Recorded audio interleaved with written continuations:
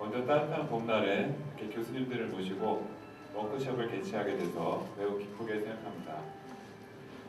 바쁘신 와중에도 관심을 가져주시고 참석해주신 교수님들께 진심으로 감사의 말씀을 드립니다. 위스텍 전남지역 사업단은 이공계 여성인재 육성 지원 사업을 통해서 전남지역 중고등학생을 대상으로 이공계 전공 취업과 진학을 유도하고 있고요. 전남지역 공과대학 여학생들의 전공 능력 향상과 취업을 지원하는 것을 목표로 지난 3년간 열심히 사업을 수행하였습니다. 오늘의 젠더혁신 교수부 워크숍은 관련 사업의 일환으로 목포대학교 공학교육혁신센터와 공동 주관하여 개최하게 되었습니다. 본 워크숍을 통해 젠더 감수성이 향상된 교육 환경이 우리 대학에 정착될 수 있는 의미 있는 자리가 되기를 바라겠습니다.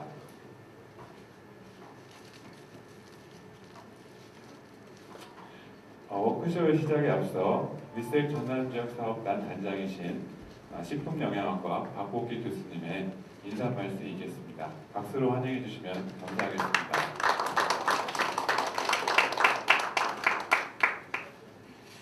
안녕하세요. 작년에 이어서 오늘 또 이러한 워크숍 자리를 마련했습니다. 사실 여기 이제 공학교육이라고는 했지만은 사실은 이 대다수가 남자인 학생에 소수의 여학생이 있는 그러한 강연은 다 관련이 있는 그런 워크숍이라고 생각이 됩니다. 특히 이 자리에 개인적으로 말씀드린다면은 공과대학의 여자 교수님이 현재 세 분 계시거든요. 두 분은 지금 이제 해외에 계시고 두 분의 교수님 중에서 또 한 분 교수님 이번에 새로 오셨어요. 그래서 정말 의미 있게 또 자리를 볼 수 있을 것 같습니다. 지금 오늘 강의를 해주실 오명수 교수님은 나중에 소개가 있겠지만은 제가 맡고 있는 위스의 서울 지역 사업 단장을 맡고 계시고 특히 이러한 공학교육으로 저는 이제 학과가 식품영양이지만은 홍익대 공과대학에서 이러한 관련된 일을 계속 해오고 계신 분이십니다. 아무쪼록 많이 참석하시도록 하기 위해서 점심시간에 이렇게 마련을 했으니까 자연스럽게 점심 드시면서 진행하도록 하겠습니다. 고맙습니다. 네, 감사합니다. 오늘 워크숍을 진행하실 오명숙 교수님을 소개해드리겠습니다. 오명숙 교수님은 현재 홍익대학교 신소재 화공시스템공학부 교수로 재직하고 계시며 한국공학교육학회 국제담당 부회장이십니다. 그리고 위스텍 서울지역 사업단 단장을 맡고 계십니다. 오늘 젠더 감수성을 도입한 즐거운 수업의 주제로 교수님들과 소통의 시간을 갖고자 합니다. 강의해 주실 오명숙 교수님을 큰 박수로 환영해 주시면 감사하겠습니다.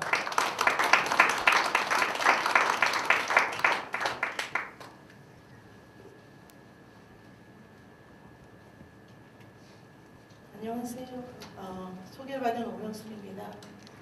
제가 오늘 오전에 저희 집에서 출발할 때만 해도 목포 언제 갔다 오나 이제 출발을 했는데요. 보니까 참 좋습니다. 햇볕도 좋고 하늘도 맑고 캠퍼스 너무 예쁘고 교수님들 만나뵙게 돼서 너무 반갑습니다.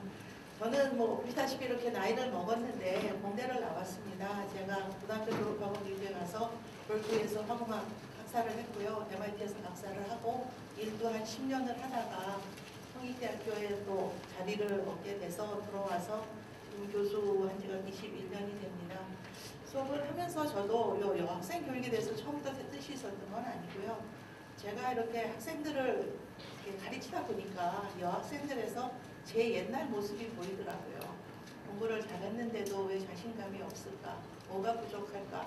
이래서 굉장히 오랫동안 여학생 교육에 대해서 고민을 해왔고 이 위사업, 위세 전에 저희가 위사업으로 6년을 했는데 그 사업을 만들 때도 관여를 했고 그 다음에 이번에는 이제 단장으로 직접적으로 활동을 하고 있습니다.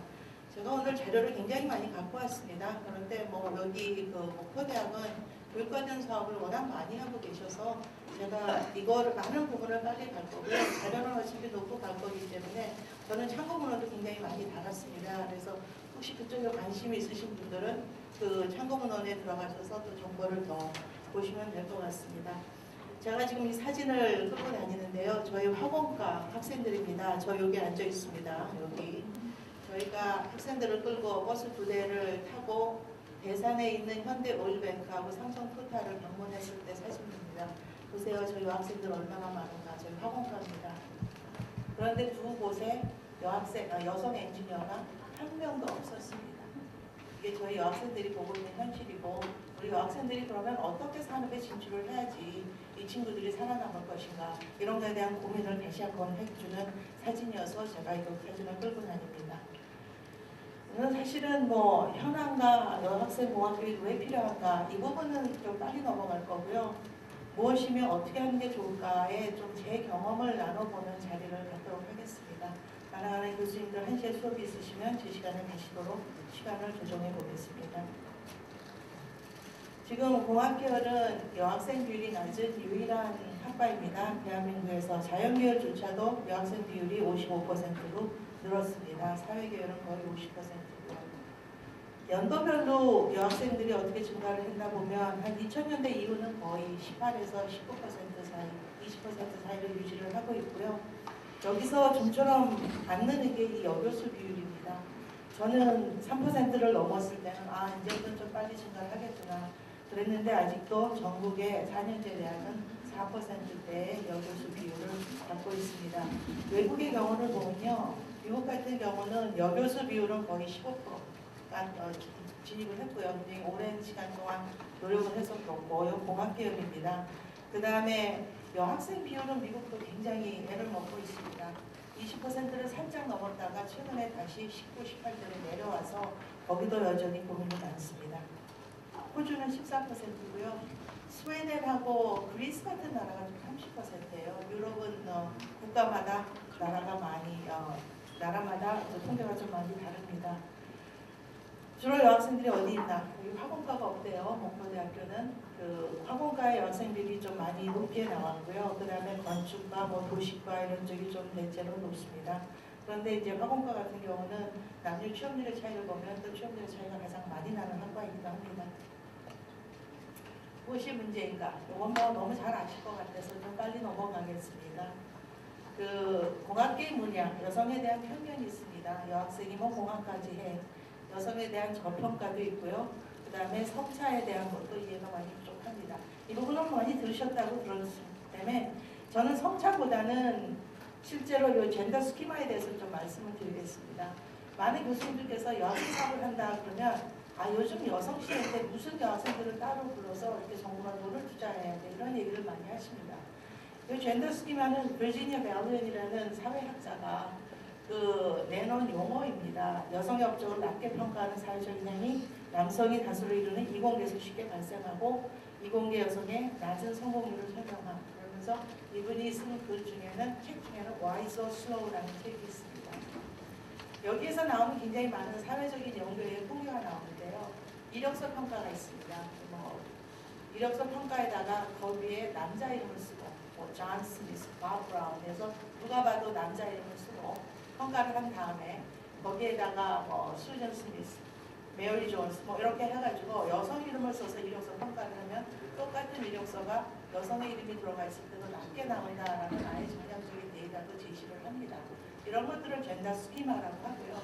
이거는 남성이 여성한테 하는 차별이 아닙니다. 여성도 여성을 평가할 때 똑같이 영향을 받는다는 거죠.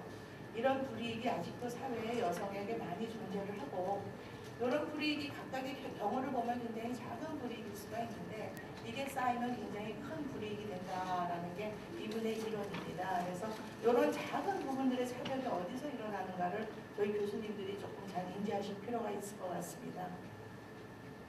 성차에 대한 이해 부족은 문헌을 찾아보면 굉장히 많습니다. 제가 또 책을 갖고 왔고요. 요즘에 여성 상사가 늘어가면서 여성 상사와 일하는 법, 이거는 한국에서만 나오는 게 아니라 외국에서도 이런 부분이 나옵니다. 그 다음에 어려서부터 아이들에서도 성차가 관찰이 된다라는 것도 나와 있고요. 그 다음에 이거는 저희가 만든 건데, 이런 면에서 남녀 차이가 있다라는 얘기를 저희가 합니다. 이 중에서 하나만 말씀을 드리면, 경쟁적이다, 여성이 협동적이다 그러면 사실 교수님들이 무슨 여학생들이 협동적이야 또 이러십니다. 이건 이런 거예요.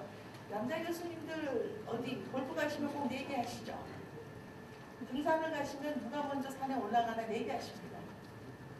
여성들은 산에 올라간다 하면 누가 먼저 올라가는 게 중요한 게 아니라 끌고 격려를 해서 저처럼 못 걷는 사람까지도 다 끌고 위로 올라갔을 때 굉장히 성취감을 느끼거든요. 여교수님들 그러시지요? 이거는 사실은 저희가 경쟁을 싫어한다기보다는 저희 지는 거 싫어합니다. 하지만 내 동료가 내 친구가 지는 것도 마음이 불편합니다. 저희는 다 같이 가는 걸 좋아하는데 이런 것들을 지금 차이를 말씀을 하는 거고요. 결과 중시, 과정 중시 이거는 뭐 모든 여성, 남성이 그렇다는 게 아니라 여학생들은 뭐 하기 전에 생각을 굉장히 많이 합니다. 왜? 어떻게 하는가가 이 친구들한테 더 중요할 때가 있어요.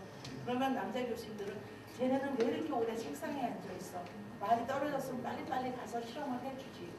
그런데 여학생들은 어떻게 실험을 할까? 뭐를 주의해야 될까? 고민하는 시간이 남학생보다 좀 많습니다. 결과는 어떨까요? 제 경험은 여학생 데이터가 훨씬 더 깨끗하게 나옵니다. 그런가 보면. 남학생들은 결과를 얼른 주고 끝냈다라는 데 성취감이 굉장히 큰 것 같아요. 자, 이런 부분들의 차이가 있다라는 것들을 또 지적을 해드립니다. 교육. 2015년 대한민국 교육과정에서 여성에 대한 차별이 존재합니다. 많은 교수님들이 이렇게 말씀하시죠. 나는 남학생, 여학생을 가르치는 게 아니라 학생들에게 공학을 가르쳐, 학생들에게 이학을 가르쳐 이렇게 말씀하십니다. 그럴까요? 먼저 남녀공학에서의 여학생의 문제점. 이거는 제 말이 아니라 아주대 이선희 박사님의 글이 너무 좋아서 제가 갖다가 정리를 한 겁니다. 상호 모순적인 기대에 압박에 놓여 있어. 눈으로 빨리 읽어주세요. 식사하시면서 문제 전략을 알려줄 역할 모델의 부재. 남자 교수 동료 남학생, 여학생들의 문제에 대해 냉담하거나 무감각, 의도적 비의도적으로 자신감과 자긍심을 끊는 데 일조. 이런 지적을 하셨습니다. 역할 모델의 문제는 사실 굉장히 크죠. 여 교수님 네 분이 계시다고 합니다. 그러면 여학생들이 실제로 나도 커서 교수가 될 거야 이런 꿈을 제대로 꿀 수 있을까요? 공학전공 여학생들 소수를 겪는 불안감이 있습니다. 경직되고 경쟁을 요구하는 교과 과정이 있고요. 남학생에게 맞춰준 실업 실습 기준, 기계과 같은데 여학생들 특히 그렇습니다. 여성을 소외시키는 수업 분위기, 동료 교수의 낮은 기대, 남성성으로 정의된 공학에서 정체성 확립이 필요. 이 얘기는 나중에 또 할 겁니다. 역할 모델이 되어줄 여교수의 부재. 제가 공학을 전공하면서 왜 그렇게 1등을 맨날 하고 저 졸업할 때 상도 받고 졸업했습니다. 그런데도 불구하고 자신감이 굉장히 없었고 이랬던 이유를 가만히 생각해보면 10년 후에 내가 어떤 모습으로 화학공학이라는 산업에서 일할 거에 대한 그림이 전혀 없었어요. 역할 모델 당연히 없었고 당연히 여성 조교들은 좀 많아서 그 사람들이 도움이 좀 되기는 했지만 이런 부분들이 여학생들한테는 공부를 잘하고 공학에 많은 재능이 있음에도 불구하고 자신감이 떨어지는 부분이 아닌가라는 생각을 저는 많이 합니다. 이공계 교육에서의 차별. 아까 사실은 그 슬라이드도 외국 연구에서 많이 나온 거고요. 이 부분은 버니스 샌들러라는 분이 칠리 클라이맷이라는 영어를 만드셔서 90년대에 이게 엄청나게 호응을 얻었습니다. 거기서 정리를 한 겁니다. 오늘 저기가 없지. 해외 연구라고 가림을 했고 버니스 샌들러 교수님 한번 노트를 해주세요. 자료는 드리고 갈 테니까 언제라도 보시면 됩니다. 이거를 다 할 수는 없고요. 발표 토론 중 태도. 남학생이 발표를 할 때는 고개를 끄덕이는 등 동의의 신호를 보낸다. 여학생이 발표할 때는 다른 곳을 바라본다. 토론 중 여학생이 발표할 때는 자주 끼어든다. 자기도 모르게 좀 잘해주겠다고 자주 끼어드시면 여학생들은 발표하다가 발표를 하는 의지를 잃으실 수도 있습니다. 이런 게 비의도적인 좀 차별이라고 할까요? 차별은 아니죠. 약간의 불이익을 줄 수도 있는 부분이기는 합니다. 칭찬. 이 부분 좀 잘 보셔야 되는데 여학생이 높은 성적을 받았을 때는 여학생이 열심히 노력하기 때문이고 여학생들은 성적 관리를 잘하기 때문이라고 생각한다. 남학생이 높은 성적을 받았을 때는 남학생은 우수한 엔지니어의 자질을 가지고 있다고 평가한다. 정말로 교수님들께서 여학생들한테 너는 훌륭한 엔지니어가 될 거야 라고 칭찬을 해보신 적이 있으십니까? 저는 졸업할 때 어떤 수업에서 1등을 하니까 그 교수님은 편지를 보내주시더라고요. 거기에 그런 문구가 있었어요. 좋은 갑자기 깜짝 놀랐어요. 어머, 내가 좋은 엔지니어라니. 이거는 좀 사실 학생들한테도 문제예요. 여학생들은 자기가 공부를 잘하는데 그 잘하는 거를 본인들도 받아들이기 되게 어려워합니다. 그래서 자신감을 갖고 자기가 뭔가 좀 잘못하고 있는 거 아닐까. 나는 시험만 잘 봐. 이런 생각도 또 갖고 있을 수가 있어요. 그래서 이런 부분에 교수님들께서 피드백을 주시면서 정말 학생이 좋은 공학인이 될 수 있다라는 것들을 인정을 해주시는 게 필요합니다. 이 부분도 굉장히 중요한데요. 실험 및 과제 수행 중 남학생이 있으면 지적하여 수정하도록 한다. 여학생이 잘못하고 있으면 직접 수정해 준다. 저 학생들한테 이 말하면 학생들 따로 웃습니다. 맞아 정말. 근데 교수님들 좋은 의도로 해주시거든요. 이거는 그런데 교육의 불이익입니다.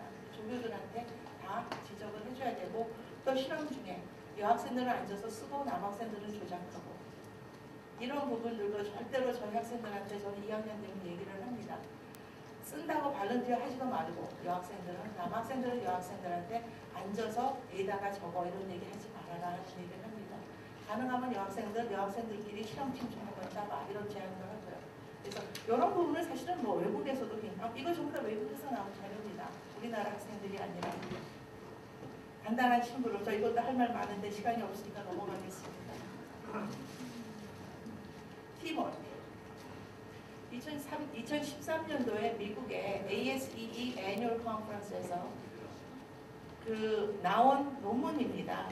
팀워크를 해봤더니 다이버시티, 마이너리티도 있고 여성도 있고 해서 팀을 꾸려놨더니 문제가 있더라. 특히 여학생들은 넌 테크니컬 로우를 한다는 거죠. 기술적인 업무, 설계를 직접 하고 계산을 한다기보다는 미팅을 소집하고 어젠다를 만들고 보고서를 쓰고 이런 작업을 주로 하더라 했어요. 여학생 자신들도 테크니컬 워크를 하고 본인들이 발표를 하는 것도 중요하게 생각을 하지만 뭔가 서포팅 롤을 하는 게 되게 편하다는 것 때문에 이것들이 불이익이 오는 것에 대한 인식은 좀 적은 것 같다라는 게 이 논문의 주제였습니다. 요거는 제 데이터입니다. 제가 화학공학에서의 필수 과목 중에 설계가 포함되는 요소 설계가 포함되는 과목을 하면서 100명 정도의 학생들을 조반으로 나눠서 5명씩 팀을 이뤄서 팀 과제를 굉장히 좀 복잡한 팀 과제를 하게 했습니다. 그리고 기여도를 평가를 하게 했습니다. 5명이기 때문에 20점씩 해서 합하면 100이 되게 해서 기여도를 평가를 했습니다.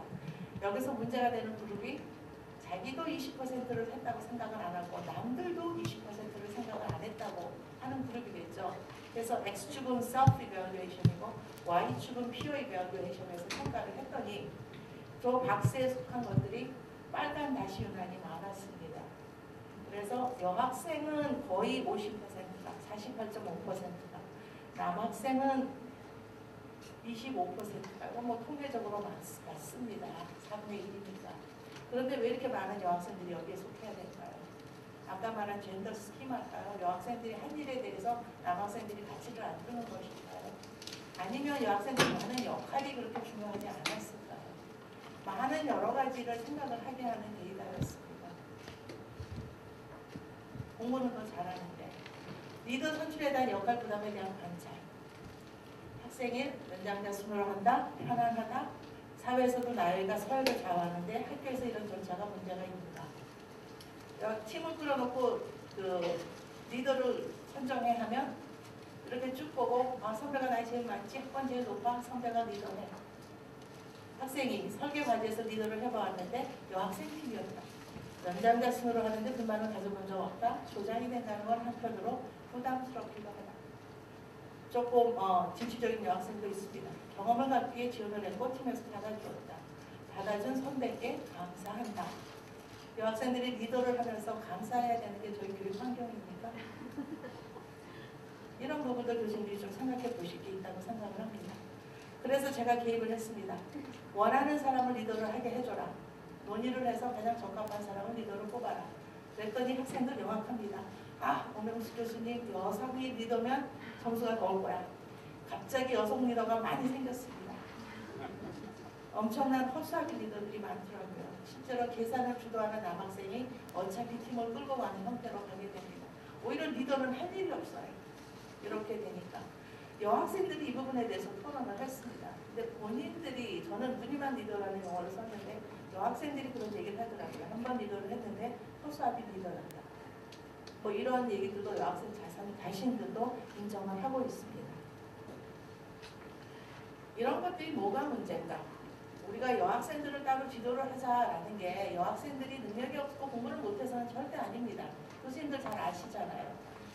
이런 그 전공에 대한 열망이 없고 자기 효능감이 떨어진다는 게 저희 교육에서의 문제입니다. 저희 2007년도에 이 모델을 가지고 설문조사를 했을 때 지금 보시면 지금 이런 열망이나 효능감은 사실은 자기가 뭐를 배웠을 때 점점 증진을 해야 됩니다. 그래서 남학생 데이터를 보면 많이 배우면서 이 자신감이 늘어가는 것을 보실 수가 있으세요. 여학생은 어떻습니까? 2학년 내부터 낮아지거나 오히려 그냥 일정하게 있거나 증가를 하지 않고 떨어지는 경향을 보이게 됩니다. 그래서 저희가 여학생 교육을 시킬 때는 사실은 여학생들이 전공에 대한 열망을 증진시켜서 전공으로의 진출을 조금 더 갈 수 있게 만들어주고 또 자신감을 불어넣어주는 게 여학생 교육이라고 정의를 하고 있습니다. 아까 얘기한 그 자기 효능감과 그 전공에 대한 열망은 졸업생들을 한번 조사를 해봤습니다. 저희가 조사에서 참여한 졸업생들이 90% 이상이 대기업에 취업을 했고 90% 이상이 공학 분야에 취업을 했는데 이 전공에 대한 만족도, 자신감, 흥미와 애정, 진출에 대한 강한 의지, 전공 분야에서 성공에 대한 기대 이런 것들이 여학생이 남학생들보다 통계적으로 유리하게 한참 낮았습니다. 그래서 저희 교육에서의 문제점은 이거다라는 지적을 계속해서 하고 있습니다. 도대체 뭘 어떻게 하자는 거냐 해서 지금 번호를 좀 갖고 왔습니다. 제가 지금 굉장히 빨리 움직이고 있는데요. 이렇게 빨리 움직이면 뭐가 문제냐면 교수님들이 납득을 못하십니다. 많은 예를 들어서 이렇습니다라고 말씀을 드려야지 맞아 그래서 조금씩 공감대를 갖긴 하시는데 오늘 좀 빨리 가니까 그냥 받아들여주세요. 라서라는 분이 사실은 그 Re-Engineering Science Education인가 뭐 이런 용어를 쓰시면서 이 교육에 대한 거를 제일 먼저 내셨습니다. 90년대에 그 책도 있어요. 그래서 이 부분에서 나와서 공학으로 바꿔졌을 때 나오는 부분이고 요거는 나중에 자료를 보시기를 권고드립니다. 이렇게 해서 좀 요약된 자료도 제가 표로 집어넣고요. 그 다음에 그 밀스, 길, 앤 에어라는 세 분의 여교수님들이 젠더 인클루시브 커리큘럼이라는 걸로 또 책을 한 권 이렇게 쓰셨습니다. 거기에 보면 우리가 뭐를 고려해야 되는가? 학생들이 어떤 배경을 갖고 수업에 들어왔고 어떤 목표로, 어떤 오브젝티브로 우리가 가르칠 것이며 평가, 교육 내용, 교수법, 교수 학습법 어떻게 가르치고 그다음에 교육 환경을 어떻게 가져가야 되는가를 단계적으로 해주신 책이 있습니다. 그래서 이것도 제가 책 카보까지 났으니까 그냥 자료를 드리고요. 여기서 주장하는 것은 인클루시브 커리큘럼입니다. 굉장히 다양한 학생들을 다 가리키는 이런 교수법 이렇게 해서 말씀을 드리는 겁니다. 저희 모델은 저희가 처음에 일을 시작을 했을 때 심리학과 교수님한테서 받은 모델입니다. 기대가치 모델에서 심리학 쪽에서 굉장히 좀 올드한 모델이래요. 새로운 것도 많지만 저는 그냥 옛날 게 간단해서 좋습니다. 그래서 계속해서 이걸로 설명을 드리면 저희가 어떤 것에 대해서 선택을 할 때는 라이프 초이스에서 예를 들어서 저희 커리어 초이스를 한다. 나는 화학공학 분야에서 꼭 성공하는 여성 엔지니어가 될 거야 라는 선택을 하기 위해서는 그 선택에 대한 기대가 있어야 되고 거기에 대한 가치가 있어야 된답니다. 그 선택이. 그러면 거기를 선택을 하게 해주는데 사실 굉장히 중요한 게 심리적인 특성이라고 합니다. 내가 얼마만큼 자신감을 갖고 있는가, 여기서 얼마나 잘할 수 있다는 확신을 갖고 있는가, 자기 효능감이 있고 사회적 지지에 대한 지각, 사회에서 화공을 하는 여성 엔지니어다 그러면 정말 의사만큼 존경을 받아. 이런 것들에 대한 지각도 있고 만족을 해서 좋아해야 되고요. 전공에 관한 열망도 있어야 됩니다. 내가 좋아하는 것을 할 때 훨씬 여기에서 성공을 한다는 건 노력을 한다는 거죠. 그러면 이런 심리적인 특성에 영향을 미치는 것이 내가 사회적으로 어떤 경험을 했나. 그 다음에 사회적인 경험에서는 사회적인 믿음, 편견, 태도가 있습니다. 주위에서 내 선택에 대한 어떤 태도, 어떤 지지를 주는가. 그러면 거기에서 성인지적 관점이 들어간다는 거죠. 그러면 이제 조금 더 자세하게 말씀을 드리면 이렇습니다. 여학생들이 입학을 합니다. 대학 환경이 있고요. 들어왔을 땐 아무리 점수에 맞춰서 왔다고 해도 이 전공에서 내가 성공을 하고 있다는 기대도 있고 또 뭐 성적도 비교적 좋았으니까 자신감도 있고 동기는 모르겠지만 어느 정도 열망을 갖고 들어옵니다. 교육 과정에서 여성의 특성을 고려 안 하고 편견을 보여주고 또 뭐 이러다 보면 불만족, 열등감, 무기력도 쌓이고 또 학년이 올라갈수록 남학생과 다른 기대를 은근히 느낍니다. 주위에서. 그러면 졸업할 때쯤 되면 난 이거 안 하고 다른 거 할 거야. 교사가 될까? 뭐 교육학을 가서 뭐 뭐를 해볼까? 의대를 갈까? 법대를 갈까? 많은 다른 대안을 고려하게 된다는 거죠. 제가 이 스타를 했더니 저 옆방에 계신 교수님께서 자기 굉장히 공감한다 하시면서 자기 딸 얘기를 해주시더라고요. 딸이 산업공학과를 나와서 이번에 성공적으로 분야에 취업을 하긴 했습니다. 그 친구가 1학년 때 산업공학과를 들어가니까 온갖 친척들이 모여서 어디 들어갔니? 저 공대요. 산업공학 전공할 거예요. 아 그래? 공대 나와서도 굉장히 다양한 일을 할 수 있어. 굉장히 그런 말씀을 많이 들었다는 거예요.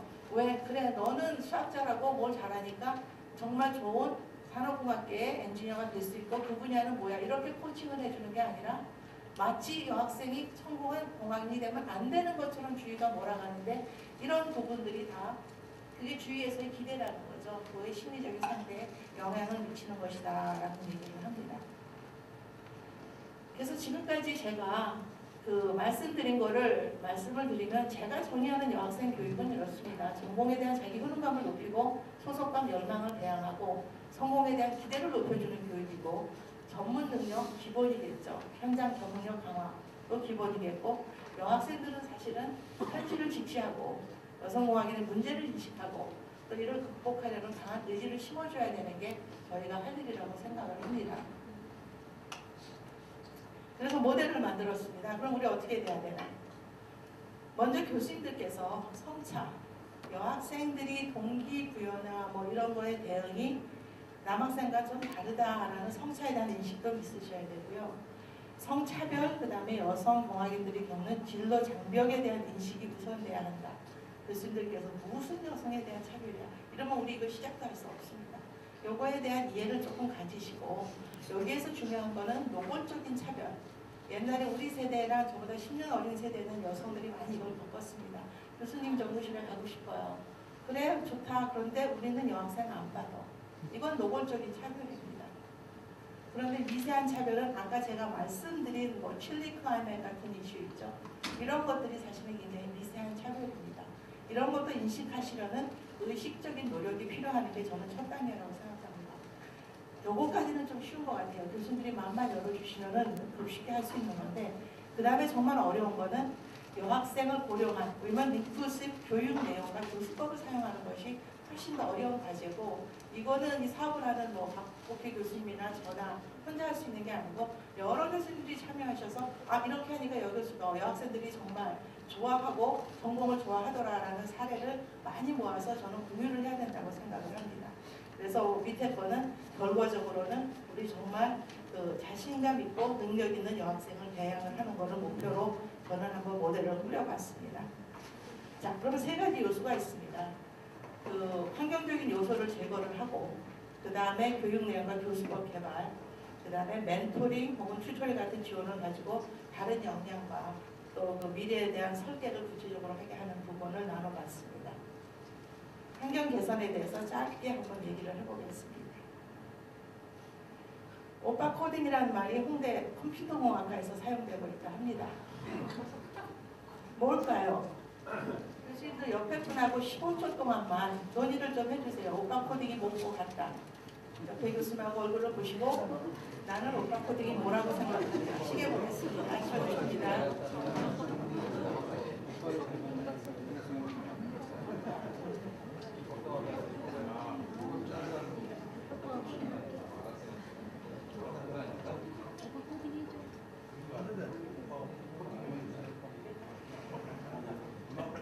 자, 다음 15분 무엇이 문제인가?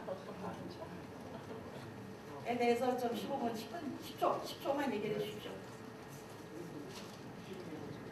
오늘 말씀하셔야 됩니다. 10초 지나가면 안 됩니다.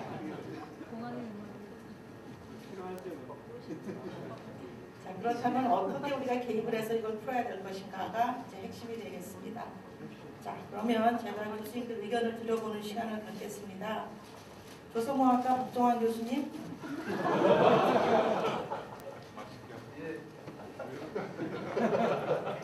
교수님 몇 분간 토론을 하셨는지요? 예, 오빠 코딩은 뭐고 뭐가 문제라고 생각하십니까? 일단 뭐가 뭔지를 몰라서 문제를 모르겠는데요. 오빠 코딩이니까.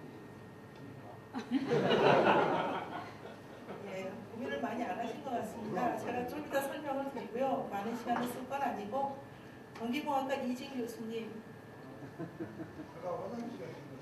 제가 제대로 지적을 했네요. 토목공학과 강주환 교수님. 동그라미가 있는데 안 오신 것 같습니다. 우리 이재민 교수님. 여성에 대한 이해가 많으시니까 또 혹시 일단 온갖 코딩은 사실 오늘 처음 들어본 용어인데 토목공학과 있어가지고 오빠가 많잖아요. 오빠가 많아요. 굉장히 많잖아요. 토목공학과에서 나온 거예요. 그 오빠 숙제를 생각하시면 어려운 그 컴퓨터 프로그래밍을 오빠가 해준다 라는 그런 개념인 것 같습니다. 뭐가 문제라고 생각하십니까?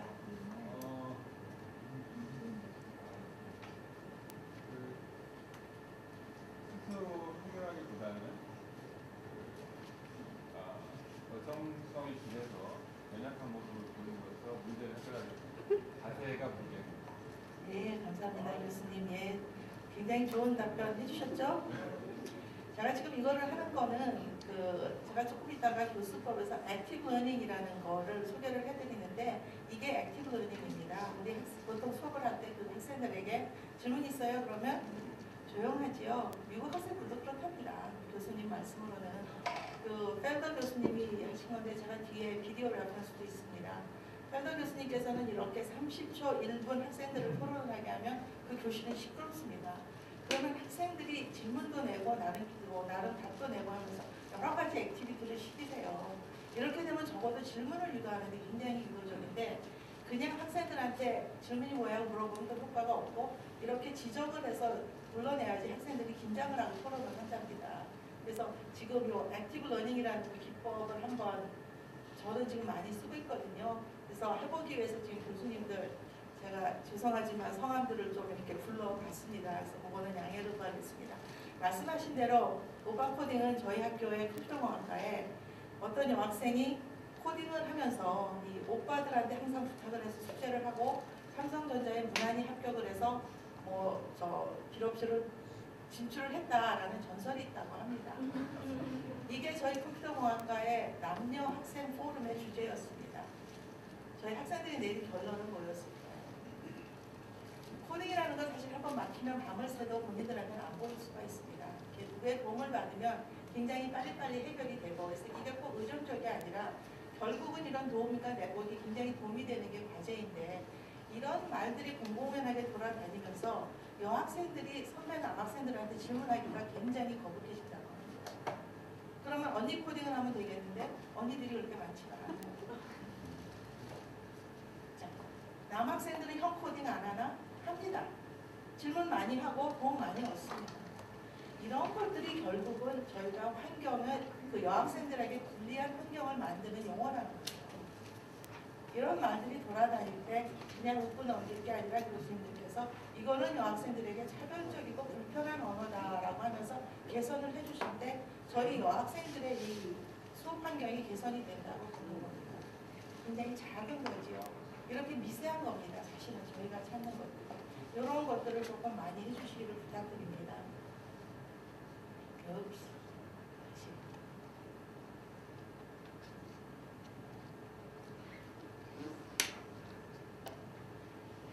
교수법과 교육 내용에서의 젠더 혁신은 사실은 저는 이거 굉장히 난해합니다. 그래서 이런 리스트는 저희가 해외 연구에서 꾸준히 이제 찾아온 목록이고요.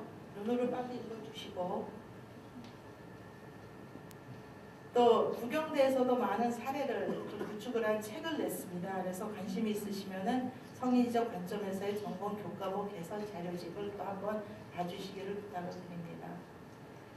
저는 이 부분을 좀 말씀을 드리고 싶어요. Work Value Frame에서 제 앞에도 썼었는데 무슨 설명을 안 하고 넘어갔는데 학생들이 언제 동기부여가 되나라는 부분입니다. 여러 가지 가치관이 있는데 intrinsic value가 있고 social value, extrinsic value, prestigious value 하는데 주로 여학생들은 social value에서 동기부여가 많이 된다고 합니다. 사람들과 같이 일하면서 우리 사회를 좀 좋게 하는 이런 목표가 있고 이런 것들이 보일 때 굉장히 동기부여가 된다고 합니다. 그래서 미국서는 이런 것 때문에 서비스 러닝이라는 걸 많이 해요. 열전달을 배우는데 그 동네 노인정 같은 데 가서 거기에 그 벽의 단열 효과를 어떻게 늘리는가 이런 것들의 연구를 함으로써 여학생들한테 동기부여를 주고자 하는 노력도 하고 있습니다. 이런 것들을 관여해서 그럼 저희가 여학생들을 위한 수업을 하려면 뭔가 좀 사회적 배경을 많이 주는 게 어떨까라는 생각에서 저는 이런 제안을 합니다. 저희 교수님들한테. 예를 들면 페니실린은 지금 세균학자 알렉산더 플레밍이 발견을 했고 그 다음에 10년 후 플로리안 체인이 생산량을 증대시키는 방법으로 노벨상을 받았습니다. 하지만 실제로 대량 생산 기술을 한 거는 마거렛 허친슨 루서라는 이분도 MIT 나오신 분인데 그 시대의 화학공학 엔지니어에 의해서 개발이 됐다라고 위키피디아에 나옵니다. 사실은 공학에는 이렇게 누가 개발했다는 이름이 잘 안 붙는데 요거는 이분의 이름이 붙습니다. 이게 뭐가 중요할까요? 사회적으로. 페니실린이 개발이 됨으로써 2차 대전 말에 부상을 당해서 감염이 돼서 죽어가는 많은 군인들의 목숨을 구했고 값싸게 보급이 되면서 그 다음에 저희 나라에서도 이런 사례가 굉장히 많습니다. 저희 언니도 어려서 심장염을 앓면서 굉장히 힘들었는데 그때 적시에 페니실린이 수입되기 시작하면서 살았다라는 말씀을 옛날에 아버님께서 하신 생각도 납니다. 그래서 이런 사회적인 기여도 저희 공학이 하는 거고요. 사회적인 배경은 사실 공학 인증에서도 또 주장을 하는 분이기도 합니다. 기술과 사회적인 공학에서 저는 화학공학이니까 그래서 이런 걸 많이 갖고 오게 되는데 암모니아 합성하는 공정은 고압 촉매 공정으로 이게 처음에 발효가 됐을 때 기술적으로 엄청난 성과로 이루어지는 겁니다. 그런데 사회적으로는 어떤 임팩이 있었나? 생각해 보시면 저희 나라의 최초의 공장도 나주 비료 공장입니다. 뭔가 이렇게 개발도상국의 우리나라 같이 좀 많이 후발주자들이 공장을 산업화가 되기 시작했을 때 가장 먼저 세우는 게 비료 공장입니다. 그러면 이 암모니아를 만들어서 암모니아에서 요소 비료를 만드는 기술은 굉장히 중요하고 이것 때문에 인류를 식량난에서도 구할 수가 있었지만 독일의 이 화학자들이 공정을 개발을 했을 때는 아모니아를 산화를 해서 나이트레이트를 만들고 거기서 폭탄을 만드는 것도 없고 동시에 굉장히 많은 사람의 목숨을 뽑아간 공정이기도 합니다. 이런 사회적인 배경도 학생이랑 나누는 게 공학에 대한 친근성을 많이 주는 주제여서 어떤 기술이 얼마나 효율적이고 얼마나 잘 되고 이런 것도 더 크고 거대하고 이런 것도 중요하지만 뭔가 이런 사회적인 배경을 줌으로써 여학생들한테 좀 더 다가가는 공학을 만들어주는 것. 물도 굉장히 좋은 주제죠. 특히 적정 기술에서 많이 다루는 기술이기도 합니다. 물 정제를 설명을 할 때 이런 부분들을 설명을 하면 어떨까요? 특히 아프리카에서는 여성이 물을 길어오기 때문에 여성의 교육에 대한 기회도 박탈당하고 특히 굉장히 여성에게 근접된 문제라고 합니다. 일상생활에서의 공학 예제. 연력학에서 보면 저 밑에 보면 웹사이트이 있습니다. www.engageengineering.com에 들어가시면 여러 실생활에서의 예제를 갖고 설명하시는 것들이 들어가 있습니다. 저희 교수님들은 사실은 실생활에서 예제를 갖고 하면 굉장히 좀 트리비얼하다라고 보시는 경우가 많은데요. 저는 그것도 좀 보셔야 할 것 같습니다. 저희 열전달을 강의하면서 우유병 시키기를 했더니 어떤 남자 교수님들은 트리클 이런 거 얘기를 하시는데 거기 컨벡션 있고 컨덕션 있고 다 있거든요. 그래서 이런 부분들에 좀 많은 예제를 갖고 오셨으면 하는 부분도 있고요. 요거는 저희 학생이 설계한 과제인데 나비교입니다. 지금 나비효를 보시면은 전부 다 곡선으로 이루어졌고 중간에 나비 모양의 투명한 재질을 이용해서 밑에 물을 흘러가는 걸 볼 수 있게 만든 인도교입니다. 사람들이 걸어다니는 친근한 다리입니다. 그 밑을 딱 어떤 기둥으로 받쳐줬으면 굉장히 튼튼한 구조가 될 텐데 이렇게 했기 때문에 이 친구들은 공학 계산은 다 했어야 했습니다. 하지만 이거를 설계하면서 여학생들이 얼마나 행복했을까요? 굉장히 따뜻한 다리 이런 과제들을 하는 바람입니다. 요거를 아까 말씀드렸으니까 이제 시간이 많이 없고 5분 동안 제가 하고 싶은 거는요. 그럼 도대체 이걸 어떻게 하라는 얘기인가? 아무리 교수님들께 이걸 해주십시오 그래도 잘 안 해주시더라고요. 그래서 홍대에서는 지금 이거를 하고 있습니다. 레슨 플랜을 한번 만들어보자 해서 제가 어떤 워크숍에 가서 만든 봤던 레슨 플랜을 좀 바꿔서 거기에 중간에 빨간색으로 Gender Inclusive Contents and Activity라는 걸 해서 매 수업에 들어가시기 전에 교수님들께서 가장 익숙하신 수업, 한 5년 가르쳐서 나 이 수업 내용 앞뒤를 다 알아. 이런 수업에 대해서 한번 이런 거를 작성해 봐 주시면 어떨까요? 라는 제안을 저희 교수님들께 드렸습니다. 위에 보면은 러닝 objective하고 set 훅은 어떻게 학생들을 이 수업으로 끌어들이나 그 다음에 이제 공학 인증을 해야 되기 때문에 이 아웃컴 부분을 아직도 저도 작성을 못했는데 지금 외부 전문가의 의뢰를 해서 체크박스를 만들어서 교수님들이 체크를 할 수 있게 지금 할 예정입니다. 그 다음에 여기에 여학생들을 위해서 혹은 뭐 다양한 어떤 학생들을 위해서 나는 이런 활동을 할 거야 라는 거를 좀 써봐 주시면 좋겠고, 그 다음에 숙제는 어떻게 하고, 그 다음에 수업 끝나고 오셔서 아 이걸 시도해봤더니 어떻더라 라는 소위 셀프 리뷰를 좀 넣으시면 어떨까라는 수업 모형을 한번 만들어 봤습니다. 예를 들면 저희 물리과학의 연력학 부분의 첫 수업을 하면서 러닝 오브젝티브를 저는 이렇게 적어봤습니다.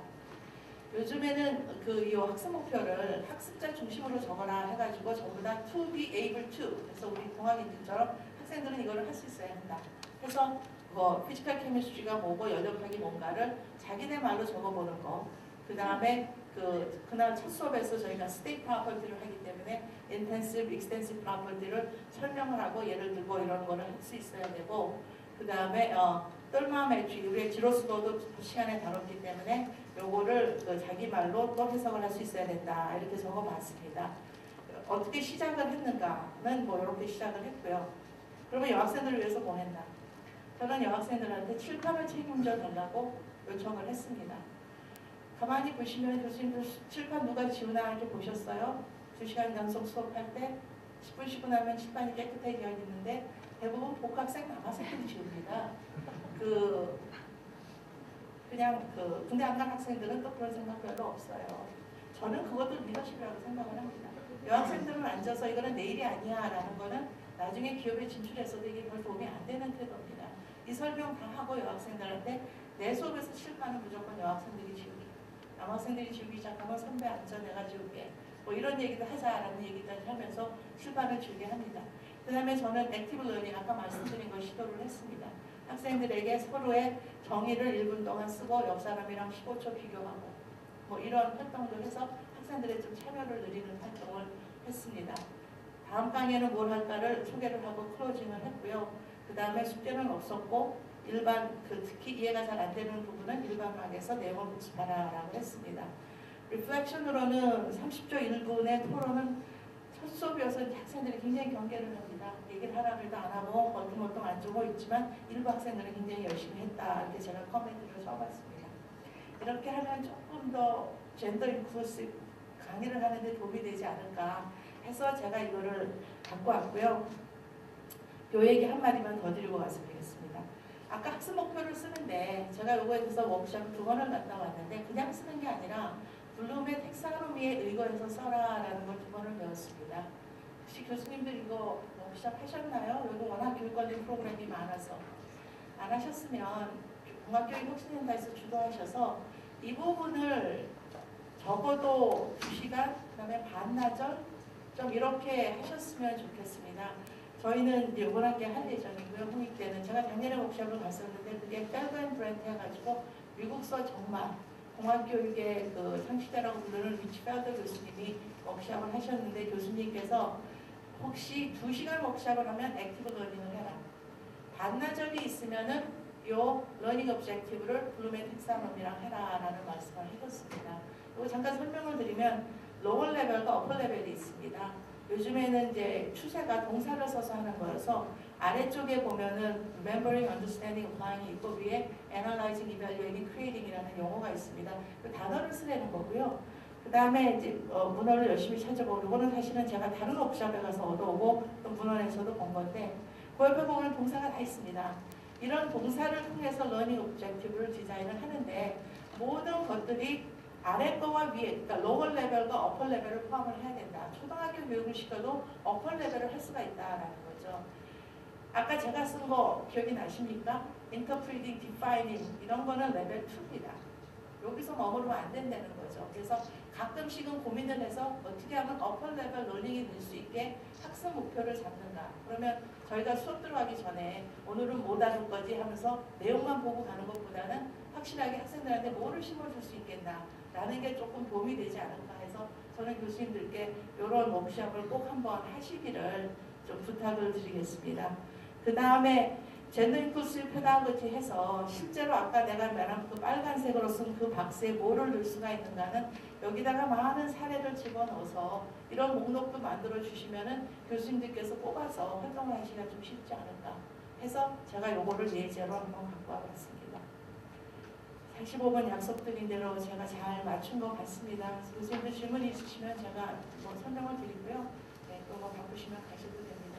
정말 이렇게 열심히 잘 들어주셔서 저는 너무너무 감사드립니다.